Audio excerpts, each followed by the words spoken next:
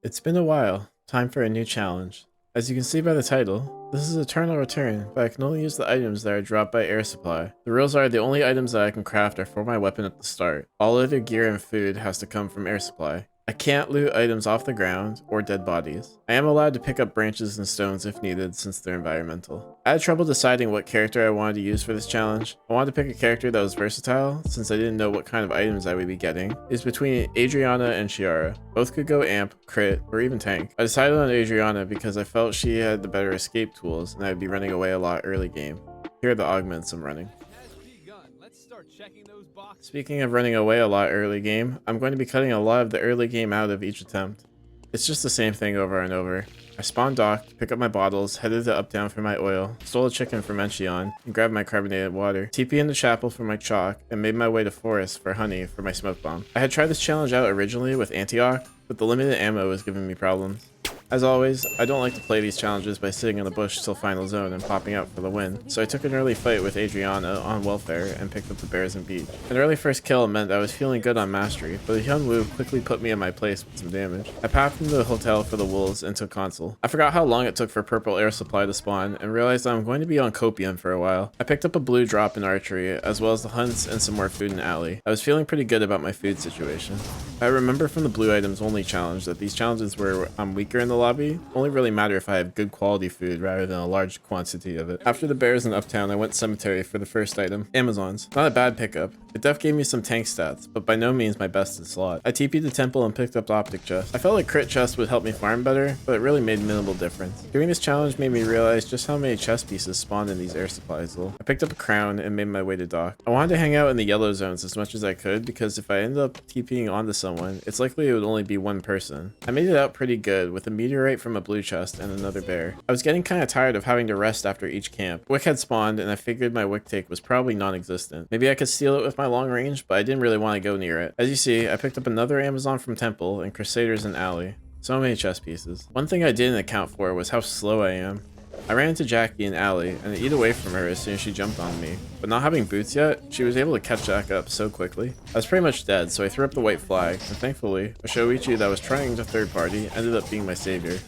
I'm not sure if he meant to let me live or not, but I had escaped. For now. In Pond, I picked up the Burning Aegis. 4 slots filled wasn't ideal, but I guess it could have been worse. Sua picked up a kill on Shoichi, and I ran to find her and Jackie. I knew this challenge would become immensely harder if the final zone was a 1v1. She was also getting pretty fed, and had 4 kills now. When I found them, it didn't look like they were going to fight, in fear that I would third party, so I took the hunts on the bridge. I got baited though, because the moment I had left them alone, Sua jumped on the Jackie and killed her, leaving me with a pretty much unwinnable 1v1. We all know how overtuned Sua has been, but with Wick buff, Queen of Hearts, Myth Helm, Auto Arms, and Taproots versus my 4 items and 2 Mastery down Adriana, I didn't stand a chance. I figured if I'm going to make a stand, I'll do so at the bridge. It was my best bet at fighting, but with 2 dashes and a CC and vulnerability.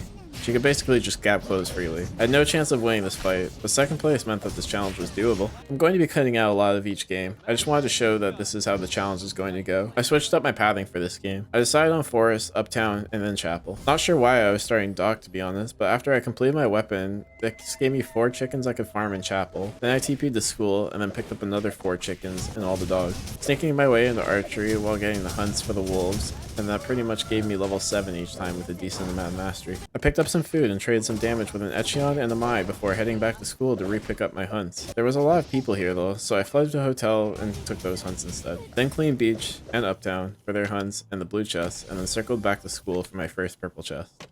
Rocker's Jacket. It's a pretty good Adriana item.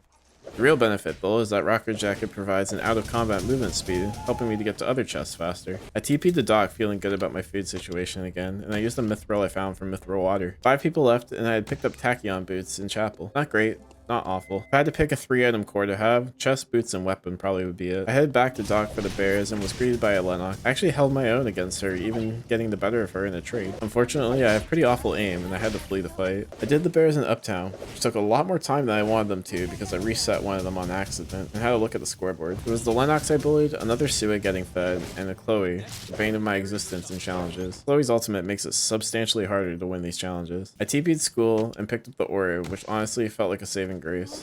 It would protect me from getting whip skilled by Lennox and at least 1 Q from Sua. I cleaned out the dogs again, who were getting pretty strong, and started to kick my ass a little bit, and headed to Shadow Wick. Here's where I made the mistake. When satellite radar hit, I could see Chloe, Sua, and Lennox all fighting over Wick. In my brain, I thought, oh perfect, I'm safe. I can grab this legendary chest. But I should have just immediately floored it into Doc to see if I could pick up the third party or even Wick itself. Sua ended up getting the Wick and killing both Chloe and Lennox. Yes, she was full health, but I wouldn't have known that at the time. And had I not stuck around for this useless blazing dress, I probably could have at least caused some chaos. Another 1v1 with a Sua, and we all know how this goes. Spoilers, it's not a good fight. It's a little bit comical actually. My blazing dress procced the bat as I went over the wall, and I died. But I think Wick Bleed might have taken me out anyways. Feeling a little down, I spoke with Adriatoma about this challenge, since he's got a ton more Adriana experience than I do. He advised me on trying out sticky bombs over smoke grenades, so I gave it a whirl. Hunts did feel a little quicker, and I wasn't really running out of ammo. The slow felt nice too. Unfortunately, none of that really matters when there's a Fed 11 hunting your ass down. God, these 1v1s would be a lot closer if I wasn't going against someone with a billion more mastery. Anyways, 11 hammered me into the ground, but I felt like I was making progress. I actually ended up running into Adriatoma a few games later too. He was low health and I felt like I could show off my Adriana mechanic. And by that, I mean managing to get my E cancelled by a yawn after missing everything and dying. How embarrassing. Alright, you probably noticed I'm in a different spawn. And you probably noticed that the crates in factory look a little different. I started this challenge on January 10th, 2022. It is now currently February 7th at the time of editing this. I did this challenge for over a month, on and off, trying to get a win. This game happened yesterday. I'm still rocking the sticky bomb strategy. I'm still going to factory, hotel, and then archery, and cleaning up the hunts in archery in school. Not a lot happens early this game, so I'll save you the food grind. I eventually make my way into archery and pick up some mithril boots. Not gonna lie, my luck was pretty good this game. I picked up a mithril quiver in temple before being chased extensively by a Nathapon. I outran him and made my way to hospital. I'm not sure if they made a change this season, but I'm getting considerably less chest pieces from airdrop. I picked up my sheath and was feeling good about my double mithril and weapon and arm. Once again though, there was a Chloe in my game, the bane of existence. I wanted to shadow Wick better because I do feel like she was the key to winning. When it felt safe, I grabbed my halo from a legendary crate. I was kind of feeling stacked, like as stacked as I could get for a challenge like this. I burned some timer running from Ab TP because I didn't want to run into Chloe and ended up near Isol doing Wick. Everything in my body was telling me to just throw an ult over the wall. It was too far out of vision, but I should have just done it. I would have probably stolen Wick too with how low it was. Unfortunately, Isol got the Wick. I heard Isol run to the other safe zone and I wanted no part of him. I opted to the safe zone nearby, but I was hard countered by Chloe. I didn't have enough timer to stall her out, so I took the fight. Honestly, and I truly believe, if I was a better Adriana pilot, I think this challenge would be doable. Sadly, I came fourth, and I'm retiring this challenge, for now. I put in around 50 attempts into this challenge. I had barely any Adriana experience prior, and I actually feel like this challenge is possible. Maybe in the future I'll revisit it, but for now, it's a fail. Thanks so much for watching if you made it to this point. If you want to take on this challenge yourself, tag me on Twitter. I'd love to see it. Like the video for more returning challenges, and subscribe for more videos similar to this one, and I'll see you in the next one.